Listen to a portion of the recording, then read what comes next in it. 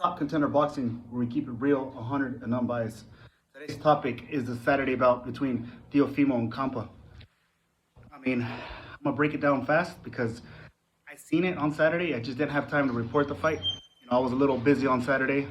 Around a lot of other people watching the fight, and I was enjoying my Saturday. But let me break down the fight, Campa's view. Campa had a good showing. I thought he's a come forward fighter.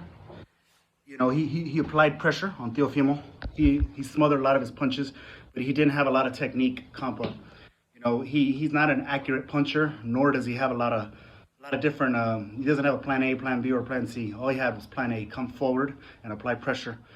Even though he wasn't accurate, I had a lot of other spectators and a lot of other fans of different races, different nationality.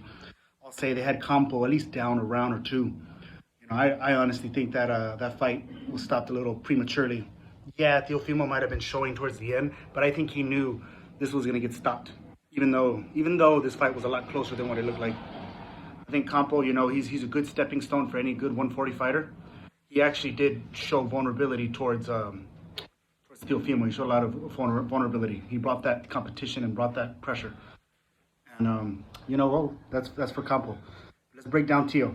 Let's say with Teo, how he looked. He hasn't fought since the Kambosos fight. I think Teofimo wasn't too bad. And, his defense looked pretty. His defense didn't look too good. Teofimo, yeah, he was going off the back foot a lot, but he looked a lot slow at this weight. Either that weight of the extra 5 plus the 10 of hydration. A lot of people just think you're putting on 5 pounds. You're really putting 15 when you go up a weight. That's a 10-pound weight clause plus the 5-pound weight gain. And I think he looked a bit slow at 140. Campa made him look pretty average at a 140. Even though he got belts, Campa applied pressure. Teofimo's only plan was to use his back foot. It's crazy. I think he was a little more gun-shy, Teofimo, in this fight since the Kambosos fight.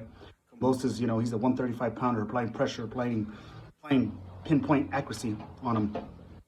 That's gaining 135-pounder, put pressure on Teofimo. So I say at 140, he didn't do too bad, at Teofimo. I just don't think he's ready for any better 140-pounders. Even Reach's Progress even said, he had a lot of flaws in that fight. I had a lot of other people around me, different nationalities, say, Teofimo was lacking a lot on defense. I think him and his father, his father's his trainer. They just said, let's just try off the back foot. He still lacks heavy off the front foot. Keeping his hands up, a bit more head movement is what he was lacking. But if I think he fights a top 140-pounder, he's in trouble. Fighting Taylor, I don't think you win much fighting Taylor, even though he has the belts. I still think he should progress before he fights Taylor. Personally, I think Taylor will lose the next fight he's at because he looks sloppy against Catterall. But at 140, I really didn't like the showing of Teofimo. He took too long. He looked a bit slow. And yeah, the weight does make you slow, but that was my thought and opinion on that fight. I don't think Teofimo should take a top name. I think he should take another 1 or 2 tune-ups before he fights another big name. But like and subscribe. Thank you very much.